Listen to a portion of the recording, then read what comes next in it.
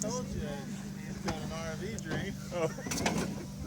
Paul McCombie from upstate New York. Same thing, basically a Wayne Keith design. A few modifications. I went for the construction look. So that way there, everybody thinks I do asphalt. You know, had my kids do a little bit of graphics on the back. Makes nice for parades and stuff. A couple changes lately. I had the fire tube kind of start to distort, do some weird stuff. So before winter time, anybody seen Dustin's? He's been doing the ceramic stuff inside. I went a ceramic blanket inside, and so far it's been about, with this trip, it's going to be close to 2,000 miles, and so far that's been doing really good. And I've been lightening it up a lot. Changed from 4-wheel drive, 2-wheel drive. I know it's a truck, but it's a grocery getter. What year model truck? About what's it like? 97 with 350. We were able to drive here on wood 70 miles an hour, and it held fine.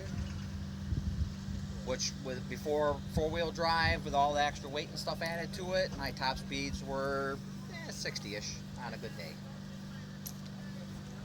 OBD2? OBD2? Yes, OBD2. Did somebody ask about distributor? It's got a distributor. This is an oddball. This one here, when you change the timing, it doesn't actually change if the vehicle's running. You got to shut it off, then you can advance the timing, and then when you start it up, you can tell it cranks over hard. Yep. Then your timing is actually jumped. But if you go ahead and retard it from there, it stays jumped. Okay. But if you go ahead and retard it and then start it up, if you advance it while it's running, it don't advance. It stays. Sit there with the time light on it. It defeats all laws. How many miles you got on it? Right now I got about 13,000 miles on wood, and my burn tube seemed to be in that 10,000-ish mile range, and it was still working. It was just before winter time, and I was noticing performance problems, and it was getting the slouches. So I decided. That's the Vortex? Yes, it's the Vortex. So what's different on the Andes then? He don't have a distributor. That's the LS motor. Okay. Yeah, that's the newer version. Yep. They only put this sucker in on these for a couple years. Okay. It was like 97 to 99, wasn't it? Yeah, it was some ridiculously short lifespan. If I would have known, I wouldn't have gotten the truck. Changed some, lightened up a bunch of stuff, went to plastics. This rear bumper is a condensation tank, so you can pull off both end camps for draining either direction. Makes nice for cleaning out all the crap because it don't plug up, because you got a 4-inch pipe. Yep. That pipe goes all the way up the middle of the truck, which also holds condensation, so you get a lot of the soot that collects all out down in there, and that all flushes out nice and empties into a bucket nice, so when you can dump your ashes in and put them out. Your control you got up there. Yeah, electric control, so that way that you can turn on and off the air supply. So you don't have cables and stuff running down underneath. Heater controls, in case anybody was. But other than that, blowers mounted up inside, same thing, same problem. Salt belt, heats out everything underneath. I'd like to go to the plastic hay filter just to get rid of, if I can go plastic, anything from the cooling rails,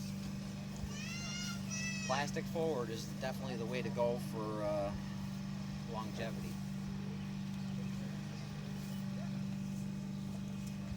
Any questions? You could stand on that bumper and don't break? No, it's nice, sturdy. Yeah. Good enough. Probably not real good for going on trailer. No. Not good for towing a trailer. That was one of the weight things. Trailer hitch was gone. A lot of the extra crap back there is gone. Transfer case gone. Front differential's gone. Pounds per mile? I actually probably cut out almost as much weight as what the gasifier added to it. So I'm back to stock weight without, obviously with wood and stuff. So Fuel economy? Did it help some? well, I was getting close to that 2 miles, 2 pounds per mile, and I'd say now I got to be just a little bit over a pound a mile. Wow. So it's definitely Yeah. definitely been helping.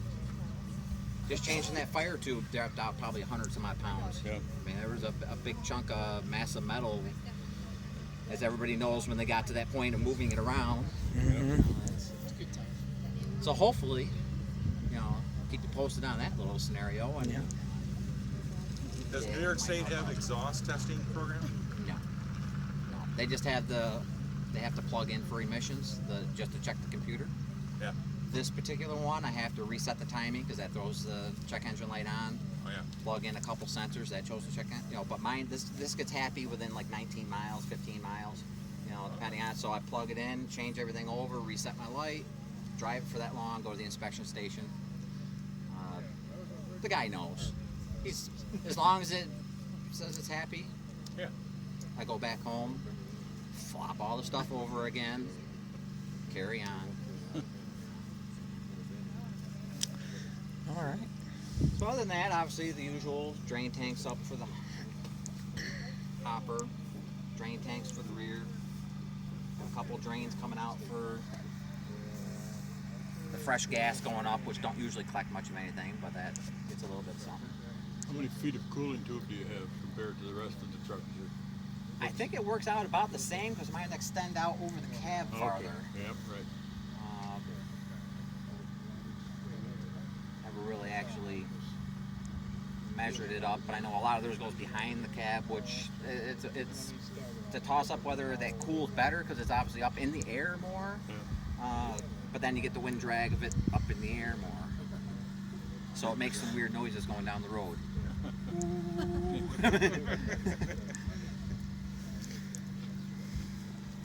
So that's All right. pretty much about it. Good job, Paul. Where are you